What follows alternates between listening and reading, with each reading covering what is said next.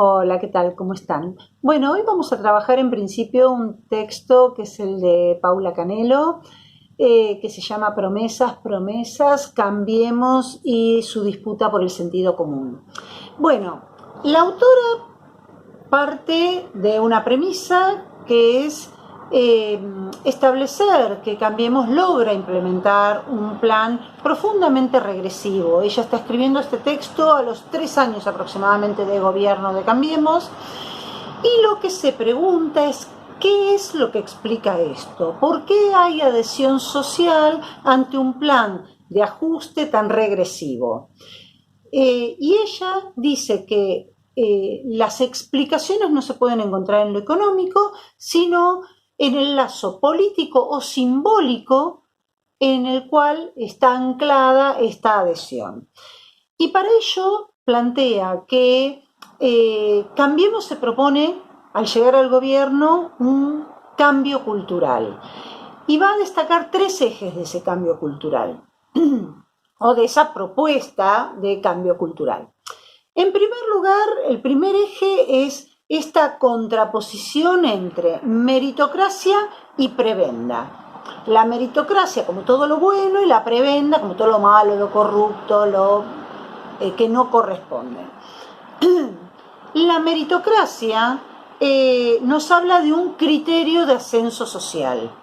Esta idea de ascendemos socialmente por nuestro sacrificio, nuestro esfuerzo, nuestro temple, el carácter, etc. Y que aquellos que no tienen éxito, aquellos que no ascienden socialmente, es porque son vagos, ñoquichoriplaneros, etc. O sea, la contraposición aparece permanentemente. Si algunos recuerdan, y bien asume el gobierno de Macri, hay una propaganda, una publicidad, mejor dicho, porque las propagandas son las políticas, una publicidad de, si mal no recuerdo, era Chevrolet, muy en sintonía con la época, que hablaba de los meritócratas, es decir, de aquellos que podían acceder a ese auto de alta gama porque eran exitosos y habían conseguido con todo esto. Si lo vamos a pensar, quien fuera CEO de Chevrolet Argentina fue quien después fue presidenta de Aerolíneas Argentinas. Entonces, eh, bueno, estaba en consonancia con este pensamiento. Esta idea de criterios de orden social y de ascenso social van muy en consonancia con la tradición del liberalismo conservador. Esta idea de individuación extrema, debilitamiento institucional, la competencia como el único criterio para ascender o para regular las relaciones en la sociedad. De ahí va a surgir el segundo de los ejes, esta idea de, muy expresada por González Fraga, les hicieron creer que un empleado medio con un sueldo medio podía tener un LCD, un celular, viajar, etcétera, etcétera. Esta idea de que eran consumos artificiales, que no era algo que les correspondía, porque no tenían derecho a eso. Una sociedad jerárquica, la idea de jerarquía social. Hay ciertos sectores sociales que tienen acceso y que tienen derecho a tener acceso a celulares de alta gama, a autos de alta gama, a viajes al exterior, etc. Y el resto no tiene ese derecho. Esta idea va a llevar a todo un discurso sobre la justa distribución. Esta idea de que, bueno, Cambiemos viene a poner la verdad sobre la mesa, va a establecer una distribución justa. A algunas personas les corresponde ganar poco. Es así la vida. Menem ya lo había dicho alguna vez, pobre sabrá siempre, ¿no? Entonces, bueno, aparece esta idea. Frente a esta justa distribución, aparece la representación de una democracia en la cual dirigen los notables, ¿no? Que tienen dinero y para los cuales la política sería como una actividad secundaria. Esto que ya fue estudiado por Max Weber hace mucho tiempo, cuando Max Weber hablaba de por qué era importante la política como profesión, es decir, para que cualquier persona pueda acceder a la política tiene que ser remunerada, si no, solamente los que tienen mucho dinero podrían acceder a la política. O a los cargos públicos, porque no necesitan vivir de un sueldo, sino que tienen rentas, etc. En general es ser rentista mucho más que otra cosa. Pero bueno, esta idea de una representación por notables nos habla de una jerarquía natural, es decir, una sociedad jerárquica en la cual se mantienen ciertas jerarquías sociales, y esto sería como el plafón para mantener el orden social. Por eso se va contra toda movilización, manifestación que intente romper con esa idea de jerarquía natural. No estaría legitimado que alguien pelee por derechos o proteste o se movilice porque habría una jerarquía natural. Obviamente esta idea rompe con gran parte del sentido común de la sociedad argentina, una sociedad en la cual las clases medias ascendieron socialmente a lo largo de las décadas, donde esas élites tuvieron que ser permeables a los que ascendían socialmente, no es como en otros países de Latinoamérica, unas élites absolutamente cerradas. Esto lo vimos con Svampa. Entonces, bueno, se rompe en parte ese sentido común. Y el tercer eje sería la aspiración, contraponer la aspiración contra la realidad. Fíjense que siempre el macrismo estuvo hablando de la realidad, les hablo con la verdad, yo les muestro la realidad, etc. Ahora, la aspiración frente a esa verdad o esa realidad que nos quieren mostrar siempre aparece como un horizonte inalcanzable. La realidad aparece como preferible a la aspiración, o sea, nosotros no podemos tener una aspiración, sueños de progreso, sino que nos tenemos como que conformar con esa realidad o ajustar a esa realidad. Y la realidad en una sociedad jerárquica es: vos estás en este lugar y yo estoy en este otro, y bueno, aguantate en ese lugar que te toca.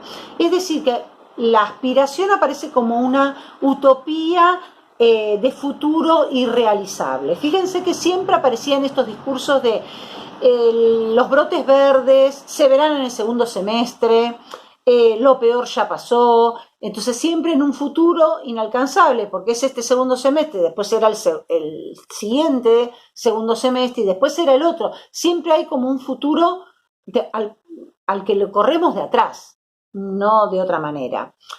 ¿Cuáles son las conclusiones de la autora?